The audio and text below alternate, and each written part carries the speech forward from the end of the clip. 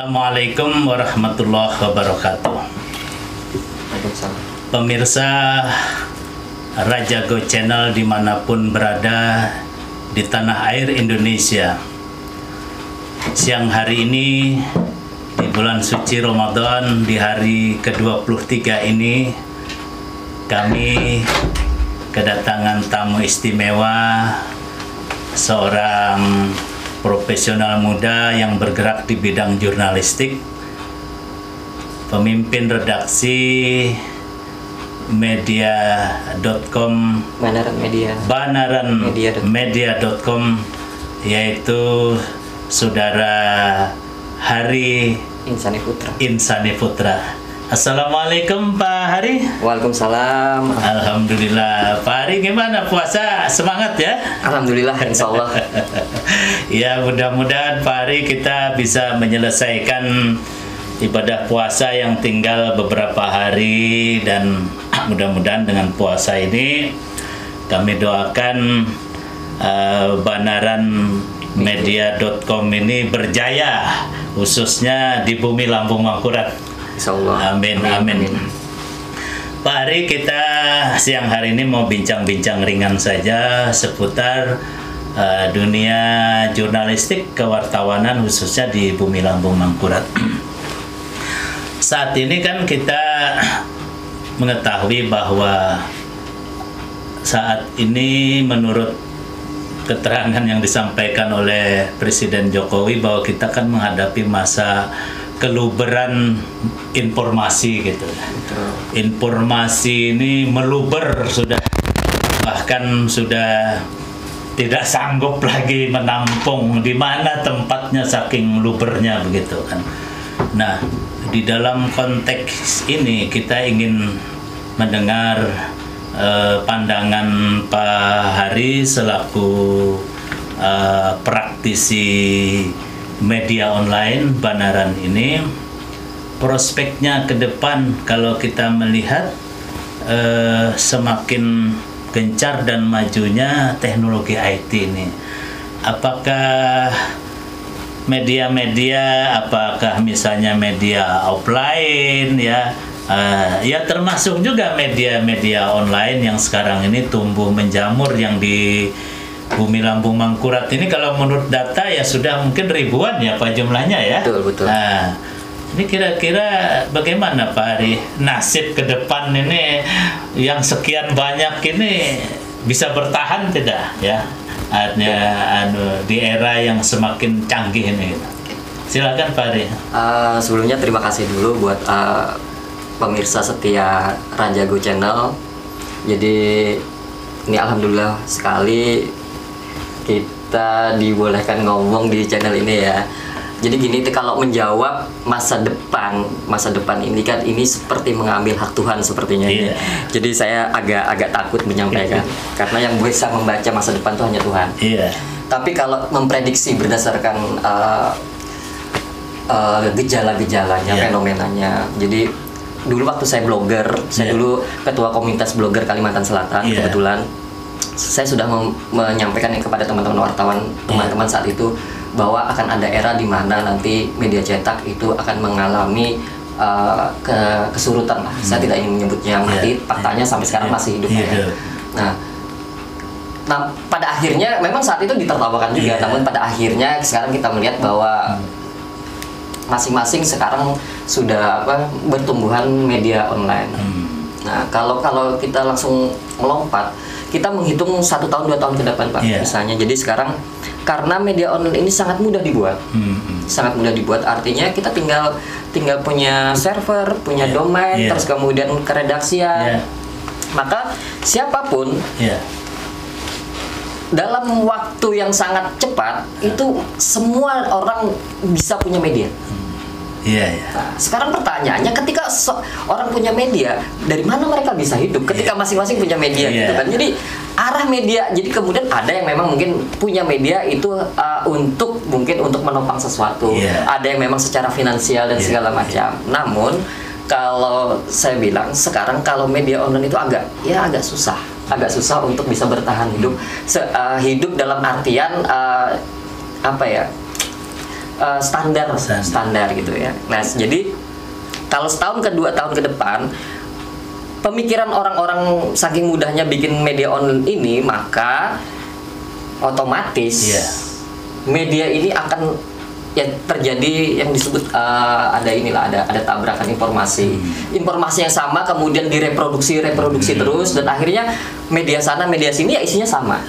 Media sini sama, jadi akhirnya apa, orang secara branded media itu agak susah sudah Pak, karena kontennya sama.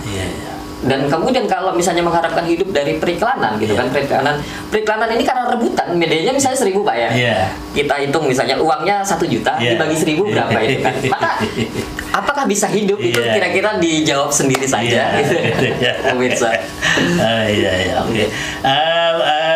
Ya, saya kira menarik itu Pak Ari. Jadi artinya kan ya ada optimisme, tapi ada juga pesimisme. Betul, ya. Betul. Lebih-lebih yang namanya perubahannya. Kan kita ini memang hidup di dalam suatu zaman di mana perubahannya sangat cepat ya. Betul. Artinya luar biasa. Bahkan dalam sejarah ya baru sekarang artinya, di mana dunia itu cukup dipegang dengan satu genggaman saja kan, lewat Android itu kan luar biasa gitu kan. Tidak hanya Android sih Pak, ada Apple kan. Ada Apple dan sebagainya. Tetapi artinya yang kita pegang tuh cukup satu benda itu saja gitu. Dunia ini sudah bisa mengakses gitu. Nah memang kalau kita bicara realitas tuh sepertinya kan ya terutama khususnya dunia jurnalistik, lebih-lebih yang masih bersifat offline, ya pesimisnya semakin besar ya. Online saja juga artinya ketir-ketir juga gitu kan. Tetapi kita ini kan dikenal sebagai bangsa yang pejuang ya bangsa Indonesia ini dengan filosofi Pancasila yang meletakkan ketuhanan yang maha esa sebagai pijakan dasar kehidupan bernegara, bermasyarakat, berbangsa, bahkan juga menjadi nilai hidup kita kan, yang mengajarkan bahwa yang namanya kehidupan itu kan ada yang mengatur ya yang di atas. Tetapi sebagai manusia kita tadi seperti Mas Ari katakan kan bisa memprediksi, memperkirakan. Nah tentu di tengah-tengah antara optimisme pesimisme ini, manusia ini kodrat filosofinya kan diciptakan Allah sebagai makhluk yang mampu menjawab seluruh persoalan hidup. Karena dia diturunkan sebagai khalifah ini bukan sekedar hanya untuk makan, minum, punya keturunan, tapi bagaimana bumi ini diatur, dikelola kan. Nah ini artinya apa? Pada diri kita manusia dan khususnya teman-teman jurnalis yang bergerak di dunia artinya kewartawanan ini kan diberikan Allah kelebihan intelektual. Nah tentu ada kiat menghadapi zaman yang seperti ini. Kira-kira Mas Ari gimana supaya media online ini tetap eksis di tengah gempuran yang luar biasa ini? Apa kira-kira yang minimal harus kita punya gitu lah? Oke. Ini ya sebenarnya kan manusia itu kan sudah bersifat self defense Pak. Self defense. Artinya ketika dia sakit di dalam tubuhnya sendiri pun sebenarnya dia merespon bahwa dia sedang sakit dan punya antibiotik di dalam tubuhnya sendiri. Sama seperti halnya dalam kehidupan kita, misalnya kalau tadi dianggap bisnis Pak ya.